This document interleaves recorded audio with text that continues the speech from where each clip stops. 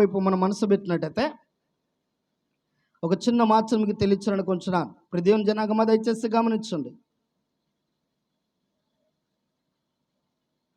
Mark సువార్త 7వ అధ్యాయం ఒకసారి 14వ నుంచి చదవండి.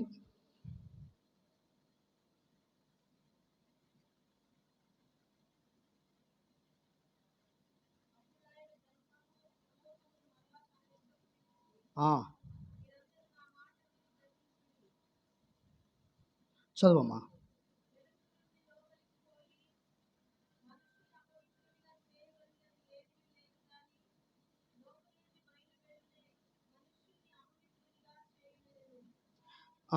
గమనించండి, ఏమని చెప్తున్నాడు? లోపలికి వెళ్ళేది ఏది మనిషిని అపవిత్రపరచదు, కనుక బయటికి వెళ్ళేది మనిషిని అపవిత్రపరుస్తుంది. అంటే ఈ దినాన నీకు జీవితంలో దేవుని బిడ్డలారా దయచేసి గమనించండి, నీ జీవితంలో కొన్ని ఆచారాలు పెట్టుకున్నవే, ఇవి ఎలుపులో ఉండేవి, ఇవి ఏం చేస్తున్నాయి తెలుసా? నీ భక్తి జీవితాన్ని, ఆత్మీయ జీవితాన్ని ఇబ్బందికరమైన సమస్యలకు తీసుకెళ్తాయి. దేవుని వాక్యం సెలవిస్తుంది, వారు దేవుని వాక్యమును వారు ఎరుగగే ఏం చేస్తున్నారంట? పొరపడుతున్నారంట. దేవుని శక్తిని తిరిగియే, వాక్యంలో ఉన్న శక్తిని ఎరిగే పొరపడుతున్నాడు అంటున్నాడు. రోజున నా ప్రియ సహోదరి సహోదరుడా, నువ్వు కృంగిపోవద్దు, నువ్వు బలహీనపరచబడద్దు. దేవుని కోసం కొంచెం కష్టపడు. భక్తులు అనేక మంది కష్టపడ్డారు. వాక్యపు వెలుగులో నువ్వు సరి చేసుకోకపోతే ఒకవేళ నీకున్న సంఘ కాపరే నిన్ను నరకానికి తీసుకెళ్ళొచ్చేమో. ఎందుకంటే వారి ఆచారాలు కొన్ని ఉంటాయి, వారి క్రమాలు కొన్ని ఉంటాయి, వారి పద్ధతులు కొన్ని ఉంటాయి, వారు ఇక నియమించుకునే నియమాలు కొన్ని ఉంటాయి. ఈ రోజున కొన్ని సంఘ నియమాలు కొన్నిటిని మీతో పంచుకుంటాను క్లుప్తంగా. సంఘ నియమాలు కొన్నిటిని పంచుకుంటాను. గమనించండి, బ్రదర్ అండ్ ఫెలోషిప్ దీనికున్న సంఘ నియమ విధానం ఏమిటి అంటే, దేవుని బిడ్డలారా, వీరికున్న ఒక ఆచారపరమైన విధానం ఏమిటంటే, ఇక్కడ ఆడవాళ్ళు ముసుగేసుకోవాలి, మౌనంగా ఉండాలి, పాటలు పాడకూడదు. ఆడవాళ్ళు ఏం చేయాలి? మౌనంగా ఉండాలి, పాటలు పాడకూడదు. అక్కడ అదొక ఆచారం, అదొక నియమం. ప్రతిరోజు ప్రతి ఆదివారం ఏమిస్తారంటే ప్రభు రొట్టె ఇస్తారు. ప్రతి ఆదివారం రొట్టె ఇస్తారు. కానీ ఈ రొట్టె దగ్గర ప్రభు ఆరాధన, ప్రభు బల్లారాధన అంటారు. ఆరాధన అనే పదానికి అర్థం ఏంటి? ఆరాధన అనే పదానికి అర్థం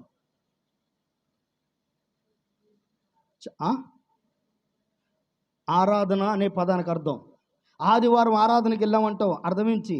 ఎక్కడికి వెళ్ళాము? ఆరాధనకి వెళ్ళొచ్చానంటాం కదా. ఆరాధన అంటే అర్థం ఏంటి?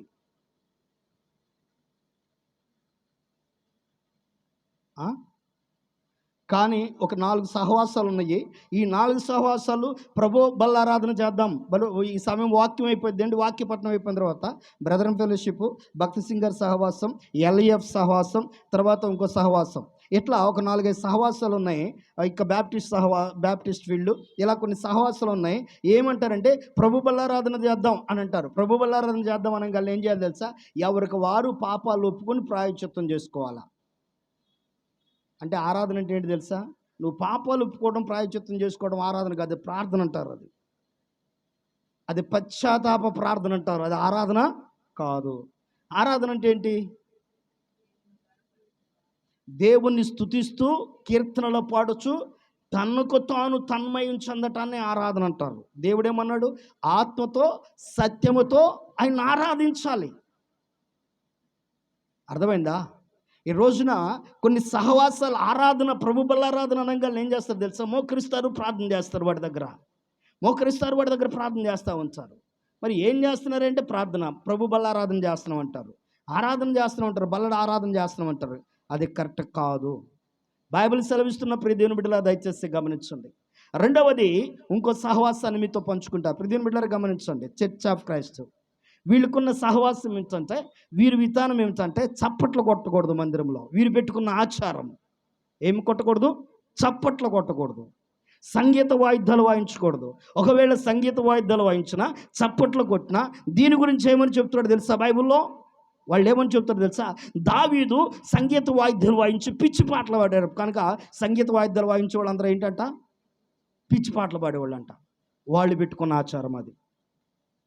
ఈరోజు మీరు పెట్టుకున్న మీ ఆచారముల వలన వాక్యం ఏమైపోతుంది?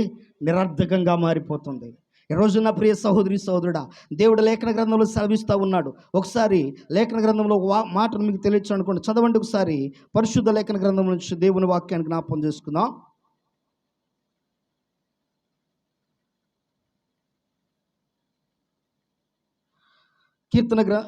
ఎఫెసీయులకు రాసిన పత్రిక 5వ అధ్యాయము, ఎఫెసీయులకు రాసిన పత్రిక 5వ అధ్యాయము 19వ వచనాన్ని ఒకసారి చదవండి.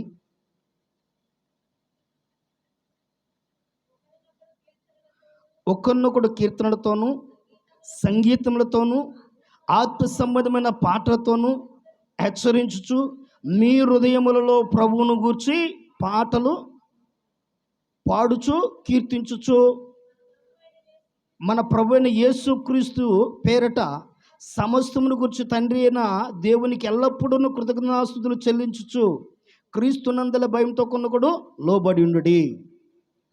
ఇక్కడ దేవుడు లేఖన గ్రంథంలో స్పష్టంగా చెప్పాడు. కొన్ని ఆచారాలు, కొన్ని విధానాలు, ఒకవేళ మీకు ఎవరైనా ఇలాంటి వాళ్ళు తటస్థిస్తే, దయచేసి చెప్తున్న ప్రియమైన బిడ్డలారా, ఒకవేళ ఎవరైనా ఇలాంటి వాళ్ళు మీకు తటస్థిస్తే వాక్యంలో ఏదైనా ఉంటే చూపించండి పాస్టర్ గారు, వాక్యం వాస్తవాలు చూపించండి, లేకపోతే మా పాస్టర్ గారి దగ్గర రండి మాట్లాడుకుందాం అని చెప్పండి. అర్థమైందా? అది కాదమ్మా మీ పాస్టర్ గారు కరెక్ట్ కాదు, అది కాదు, ఇది కాదు అన్నా సరే మీరేం పట్టించుకోదు. కూర్చుందాం, మా పాస్టర్ గారిని పిలిపిస్తాను, వాక్య ప్రకారం విందాం రండి అని కూర్చోబెట్టండి.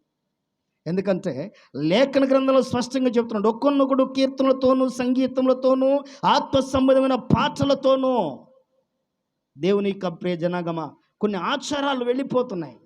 కొన్ని ఆచారాలు పితరుల పారంపర్యాచారాల ప్రకారం వెళ్ళిపోతూ ఉన్నాయి. వాక్యమును పక్కదారి పెట్టేసి వాక్య ప్రకారం కాకుండా వారి ఇష్టానుసారమైన ఆలోచనతో నేను సంఘాన్ని నడిపిస్తున్నా, నేను ఒక సేవకుడిని, నాకు ఒక క్రమం ఉంది, నాకు ఒక విధానం ఉంది అనుకుంటూ వెళ్ళిపోతున్నారు. ఈ మధ్యన ఒక సహవాసం బయలుదేరింది. ఎలా అంటే పరిశుద్ధాత్మ పట్టినోళ్ళు కింద పడతారంట, దెయ్యాలు పట్టినోళ్ళు నిలబడతారంట. విన్నారా? ఎప్పుడన్నా విన్నారా? పరిశుద్ధాత్మ పట్టినోళ్ళు, పరిశుద్ధాత్మ అభిషేకంతో నింపబడ్డ వాళ్ళు ఏం చేస్తారు? కింద పడిపోతారంట. దెయ్యాలు పట్టిన వాళ్ళు ఏం చేస్తారు? నిలబడతారంట. వాళ్ళు పడకపోతే దెయ్యాలు పట్టినట్టు అంట. అదేంటో నాకు అర్థం కాల. మీరు ఒకసారి లేఖన వెలుగులో వాక్యాన్ని చదవండి. మార్కు సువార్త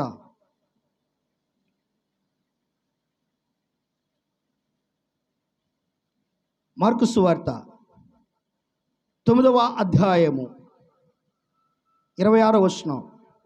అప్పుడు అది కేక వేసి వానినెంతో విలవల్లాడించి వదిలిపోయాను. అంతటా వాడు చచ్చిన వాని వలె ఉండిన గనుక అనేకుల వారు చనిపోయారు అనుకునిరి.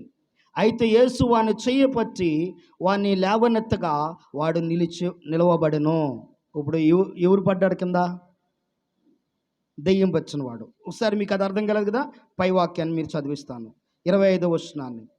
జనులు గుంపుగూడి తన యొద్దకు పరిగెత్తుకుని వచ్చుట యేసు చూసి, మోగవైన చెమిడి దయ్యమా, వారిని వదిలిపోమ్మని, ఇక వానిలో ప్రవేశింపవద్దని నీకు ఆజ్ఞాపించుచునని చెప్పి ఆ అపవిత్రాత్మను గద్దింపగా. ఇప్పుడు దెయ్యం ఏం చేసింది? కింద పడిందా, నిలబడిందా? అమ్మ చెప్పాలా? మీ బైబిల్లో కింద పడినట్టుందా, నిలబడినట్టుందా? బాగా గుర్తుపెట్టుకోండి. దెయ్యం పచ్చినోళ్ళు కింద పడతారు, పరిశుద్ధాత్మ అభిషేకంతో నింపబడ్డ వాళ్ళు కాదు. కనుక సహవాస విధానాల్లో, సహవాస ఆచార విధానాల్లో జాగ్రత్త. దేవుని వాక్యాన్ని మీరు వాక్యపు వెలుగులో మిమ్మల్ని మీరు సరిచేసుకోండి, మోసపోవద్దు. అంత్య దినాల్లో ఉన్నాం. లేఖన గ్రంథంలో స్పష్టంగా అపవాది ఏం చేస్తుంది తెలుసా? వాక్యపు వెలుగులో మిమ్మల్ని మీరు బలపడనీయకుండా, మీ ఆత్మీయ జీవితాలు ఉన్నతంగా ఉంచనీయకుండా అపవాది ఏం చేస్తుంది తెలుసా?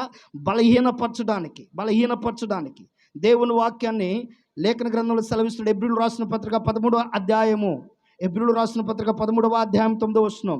నానా విధములైన అన్య బోధల చేత త్రిప్పబడకుడి. ఏం చేస్తున్నారంట? ఈరోజు త్రిప్పబడుతున్నారు, సత్యాన్ని గ్రహించట్లేదు. అసత్యపు వెలుగులో ఎవరికి వారు వెళ్ళిపోతూ ఉన్నారు. ఇప్పుడు దేవుని బిడ్డలారా దయచేసి గమనించండి. అసత్యపు వెలుగులో ఎవరికి వారు వెళ్ళిపోతూ ఉన్నారు. కొంతమంది ఉన్నారు సెవెంత్ డే అడ్వెంటిస్ట్. వీళ్ళు ఏం చేస్తారు తెలుసా? శనివారమే ఆరాధన క్రమము, ఆదివారం కరెక్ట్ కాదు, ఆదివారం అనేది పోపు గారు పెట్టారు, శనివారం అనేది దేవుడు పెట్టాడు అంటారు. ఓకే, ఆదివారం ఆరాధించేవాడు శనివారం ఆరాధన చేయట్లేదా? చేస్తున్నారుగా. యేసుక్రీస్తు ప్రభువారు నేను పునరుద్ధానుడై తిరిగి లేచానని చెప్పాడుగా. మరి పునరుద్ధాన పండగ ఆదివారం పూట ఎందుకు చేస్తున్నారు? చేయకూడదు కదా. 8వ దినమున బైబిల్ లేఖన గ్రంథంలో 8వ దినమున ఆదివారం పూట వారు ఏకంగా సంఘమంతా కూడుకోవాలని దేవుడు లేఖన గ్రంథంలో చెప్పిన మాట, పాత నిబంధన గ్రంథంలో చెప్పిన మాట ఎందుకు పాటించట్లా? వారు వాక్యాన్ని ఎందుకో ఆ వాక్యాన్ని ఎలా గైకుంటున్నారు? ఈ రోజున దయచేసి గమనించండి, ఎవరికి వారు ఆచారాలు కొన్నిటిని పెట్టుకున్నారు. మా సహవాసం ఇది, మా క్రమం ఇది, మా పద్ధతి ఇది, మేము ఇది అనుకుంటూ వాక్యాన్ని పక్కదారి పట్టించేస్తున్నారు. ఈ రోజున పక్కదారి పట్టించేవారు ఎవరైనా మీకు తటస్థపడితే, ఒకవేళ పెద్ద పెద్ద సేవకులు అనేవారు సైతం కూడా, గొప్పవారైనా సైతం కూడా, వారు ఒకవేళ మీ తటస్థపడితే, ఒకవేళ మిమ్మల్ని ఏదైనా ప్రలోభ పెడితే, మన సంఘంలో చాలామందిని ప్రలోభ పెట్టేవాళ్ళు ఉన్నారు. ఇక్కడ రాయబడిన మాటల కిందే ముందు తెలుసా? భోజన పదార్థమును బట్టి కాక కృపను బట్టి హృదయమును స్థిరపరచుకునడి, భోజనమును బట్టి ప్రవర్తించు వారికి ఏమీను ప్రయోజనము కలుగదు అంటున్నాడు దేవుడు. ఈ దినాన చాలామంది ఎలాంటి బోధన పక్కన పడేస్తున్నారో తెలుసా? ఎలాంటి బోధను విడిచిపెట్టేస్తున్నారో తెలుసా? ఎలాంటి బోధకు వారు మనసు ఇవ్వకుండా వారి ఆలోచనలు పక్కదారి పట్టించుకున్నారో తెలుసా? దేవుని వాక్యం సెలవిస్తున్న మాత్రం ఒకసారి మీకు తెలియచాలనుకుంటున్నాను. ఇప్పుడు దేవుని బిడ్డలారా, ఇక్కడ హితబోధను అనగా దేన్నంట? మంచి బోధను పక్కదారి పట్టించేస్తున్నారంట. హితబోధను సహించగా, హితబోధన గురించి, మంచి బోధన గురించి ఆలోచన లేకుండా క్రమం తప్పిపోతున్నారు. కనుక దయచేసి గమనించండి, ప్రభు రాత్రి భోజనము అనేది దేవుడు లేఖన గ్రంథంలో రాసి ఉంచాడు. ముగ్గురు వచ్చినా, నలుగురు వచ్చినా, ముగ్గురు వచ్చినా, 5గురు వచ్చినా, 10 మంది వచ్చినా, 100 మంది వచ్చినా జరిగే ఆరాధన అదే. అది అరగంట అవని, గంట అవని, పావు గంట అవని, 30 గంట అవని, ఏ టైం అయినా మీరు వచ్చే టయాన్ని బట్టి ప్రభు సన్నిధిలో దాన్ని జరుపుతా. ఎందుకంటే ఎన్ని పనులైనా ఉండే దేవుడి కోసం కదా నియమించబడింది. దేవుని కోసం నియమించబడినప్పుడు ఆయన చెప్పింది చేయడానికి కష్టం ఏంటండి? నాకు ఒక విషయం బాగా నాకు మనసును కదిలించిన ఒక మాట మీతో పంచుకుంటాను. 15వ శతాబ్ద కాలం అనగా ఇప్పుడు మనం 20వ శతాబ్ద కాలంలో ఉన్నాం. 15వ శతాబ్ద కాలంలో జరిగిన ఒక స్టోరీ మీతో పంచుకుంటాను. కమ్యూనిస్ట్ పార్టీ ప్రపంచ దేశాన్ని భయంకరమైన విచ్చలవిడిగా ఊపేస్తున్న టైం, భయంకరమైన విధానంలో ఉంది. ఆ టైంలో కొందరు ప్రభువుని నమ్ముకుని ఉంటే, ఎవరైతే యేసు ప్రభుని దేవుడు అంటారో రష్యా దేశంలో వారిని కాల్చి చంపేయడమే, షూట్ చేసి చంపేయడం. వాళ్ళని బైబిల్ వాళ్ళ చేతిలో ఉన్నా షూట్ చేసి చంపేస్తారు. అలాంటి పరిస్థితుల్లో ఒక పల్లెటూరులో, దేవుని బిడ్డలారా, ఒక పల్లెటూరులో ప్రజలందరూ కలిసి దేవుని ఆరాధించడానికి ఒకళ్ళకి తెలియకుండా ఒకళ్ళు ఒక కొండ ప్రాంతాన్ని ఎన్నుకుని, ఆ కొండ ప్రాంతంలోకి, అడవి ప్రాంతాన్ని ఎన్నుకుని, ఆ అడవి ప్రాంతంలోకి ఒకరు తెలియకుండా ఒకరు వెళ్ళిపోయి అందరు కలిసి అక్కడ ప్రభువుని ఆరాధించి మరల తర్వాత ఒకళ్ళు, అంటే ఎవరికి తెలియకుండా వాళ్ళు ఎక్కడెక్కడి నుంచో వస్తున్నట్టు, ఒకసారి గుంపు కూడా వస్తున్నట్టు కాదు, ఎక్కడెక్కడి నుంచో వచ్చేస్తున్నట్టు, అలా ప్రభుని ఆరాధించడానికి పగలనక రాత్రనక దేవుని కోసం వాళ్ళు త్యాగాలు చేస్తారు వాళ్ళు. మనం ఏం చేస్తున్నాం? మన పక్కింటి దగ్గర నుంచి ఇంటికి రావడానికి మనకు టైం చాలు. మనకి ఇక్కడ చక్కటి మందిరాలు ఉన్నాయి, అక్కడ ఎర్రటి ఎండ వడగాలుల్లో ఆరాధన చేశారు.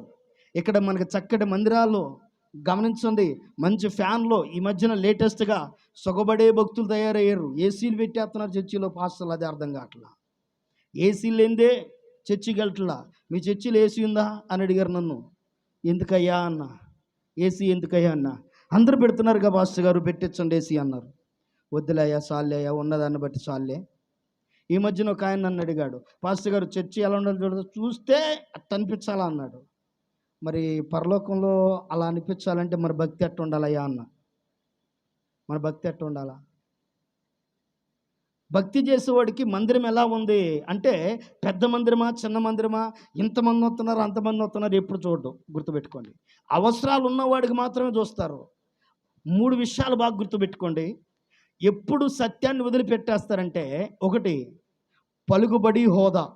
ఈ 2 ఉన్నవాళ్ళు చిన్న మందిరాలు ఎక్కడ నిలబడరు. అన్ని పెద్ద పెద్ద సంఘాలు ఎక్కడ ఉన్నాయో చూసుకుంటారు. ప్రయారిటీ ఉన్న వాళ్ళని చూసుకుంటారు. ప్రియమైన బిడ్డలారా, ఈ మధ్యన చాలామంది జీవితాలు అలాగ ఉన్నాయి. రెండవది అవసరాన్ని బట్టి, అవసరాలు ఉన్నవాళ్ళు ఇక్కడ అక్కడికి వెళ్తే అవసరం ఉందనుకుంటే వెళ్ళిపోతారు. ఇది ఆచారపరంగా వెళ్ళిపోతున్నాయి. కనుక గమనించండి దయచేసి, దేవుని వాక్య వెలుగులో నిన్ను నువ్వు సరిచేసుకుని, వాక్య వెలుగులో నా ఆత్మీయ జీవితం ఉందా లేదా, నేను పరలోకానికి వెళ్ళడానికి యోగ్యత కలిగి ఉన్నానా లేదా, నిన్ను నువ్వు పరిశీలన చేసుకో. ప్రభు బలారాధన తీసుకునేటప్పుడు, ప్రభురాత్రి భోజన కార్యక్రమంలో పాల్గొంటున్న నీ జీవితంలో 5 విషయాలు ప్రాముఖ్యంగా. 1 కనుచూపుల ద్వారా, 2 నోటి మాట ద్వారా, 3 చెవి వినికిడి ద్వారా, 4 హృదయ తలంపుల ద్వారా, 5 శరీరం ద్వారా జరిగించిన ఈ 5 పాపాల గురించిన ప్రాయశ్చిత్తం నీలో ఉండాల. ప్రభువా నేను పాపిని, నా పాపాన్ని క్షమించండి అంటే, నువ్వు చేసావు పాపి. దేంతో పాపం చేసావు? నోటితో చేసావా? చూపులతో చేసావా? హృదయంతో చేసావా? మాటతో చేసావా? చెవులతో చేసావా? శరీరంతో చేసావా? దేంతో చేసావు పాపం? నేను పాపినయ్యా అంటే సరిపోయిందా? కనుక గమనించండి, మనము ఎక్కడికన్నా షాప్కి వెళ్ళామండి, ఇంటికి కావాల్సిన సామాన్లు ఇవ్వండి అన్నాం అనుకో, ఏమి ఇస్తారు? ఇస్తారా? మాకు ఇంట్లో కావాల్సిన సామాన్లు ఇమ్మన్నావు, షాప్కి వెళ్ళి ఏమి ఇవ్వాలా? నీకేం అవసరం? నీ ఇంట్లో సామాన్లు ఏం అవసరం?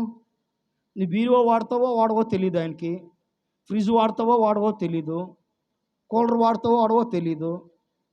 ఈ ఇంట్లో సామాన్లు నువ్వేం వాడుకుంటావో తెలియదుగా. నీకేం కావాలో, ఈ రిక్రూట్మెంట్ ఏంటో నువ్వు అక్కడ చెప్పాలి. అలాగే ప్రభు సన్నిధిలో నేను పాపిని అని కాదు, నువ్వు చేసే పాపాలు, ఇది బాహ్య సంబంధమైన పాపము, అంతరంగ సంబంధమైన పాపం, 2 పాపాలను ప్రభు సన్నిధిలో ఒప్పుకోవాలా.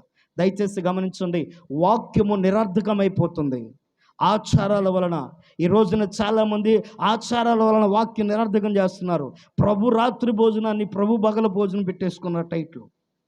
మరలా వాక్యం చదివేటప్పుడు ఏం చదువుతారు?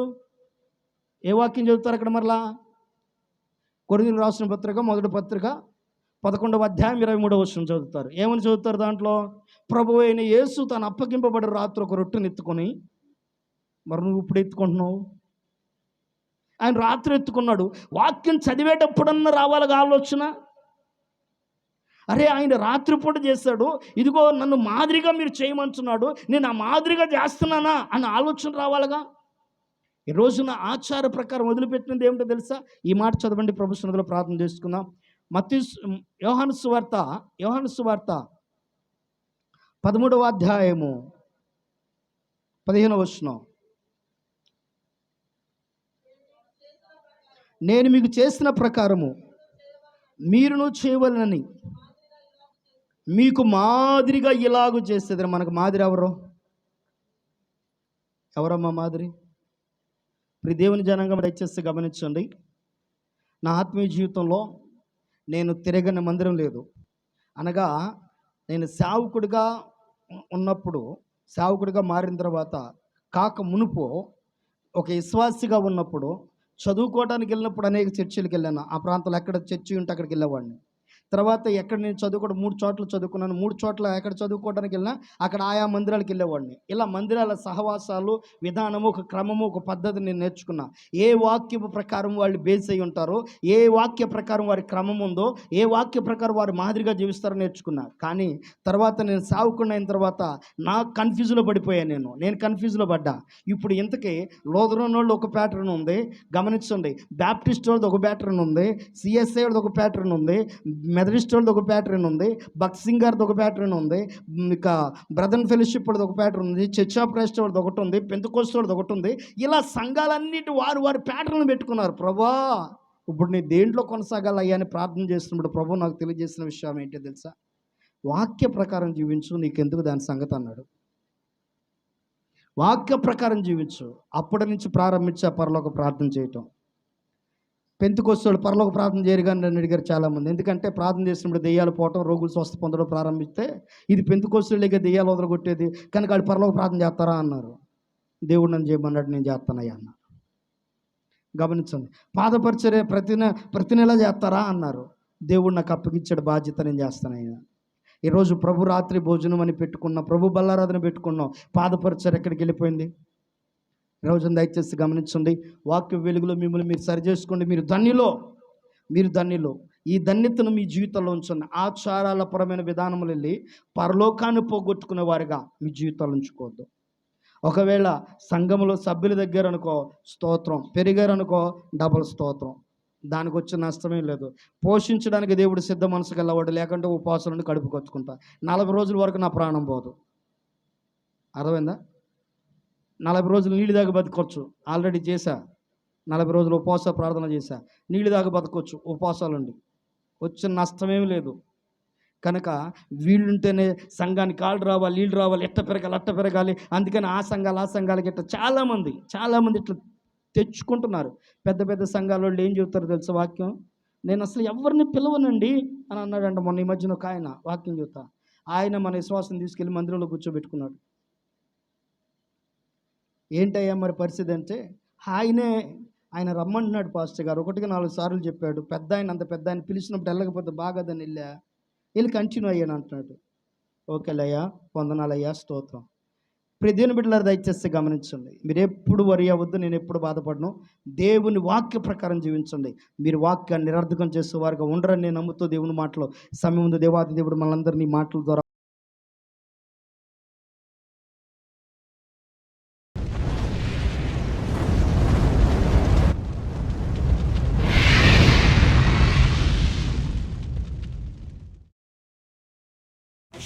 Happy New Year, I wish you Happy New Year, wish you Happy New Year, I wish you Happy New Year.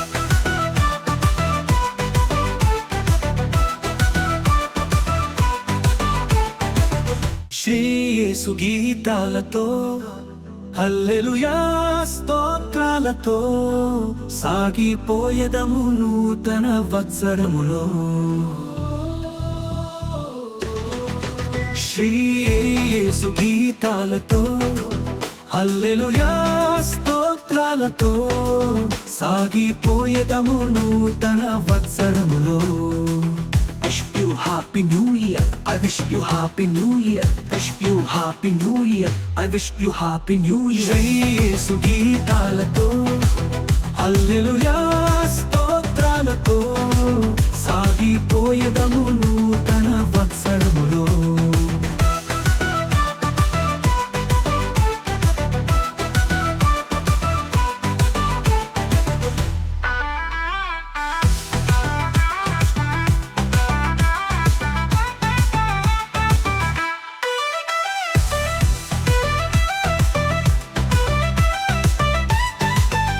పాపమును విడిచి లోకాశలను జయించి విజయ గీతాలతో ప్రభు యేసుని ఆరాధింప.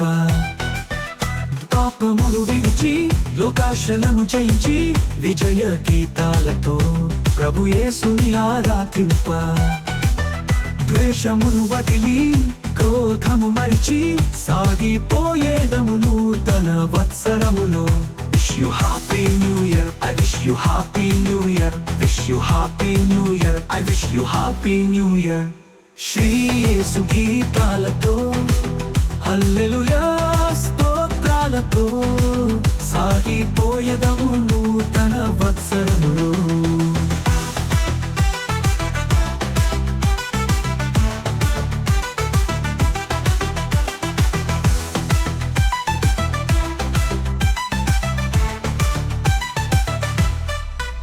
సాతానును ఎదిరించి శాశ్వత జీవముకై రక్షణ వస్త్రము ధరించి జీవవాక్యము చేత పట్టి. సాతానును ఎదిరించి శాశ్వత జీవముకై రక్షణ వస్త్రము ధరించి జీవవాక్యము చేత పట్టి. నా యేసుతో నడుచుచు ఆత్మను రక్షింప సాగిపోయేదము నూతన వత్సరములో. Wish you Happy New Year, I wish you Happy New Year, wish you Happy New Year, I wish you Happy New Year. Shri యేసు గీతాలతో, హల్లెలూయా స్తోత్రాలతో సాగిపోయేదము నూతన వత్సరములో. శ్రీ యేసు గీతాలతో, హల్లెలూయా స్తోత్రాలతో సాగిపోయేదము నూతన వత్సరములో.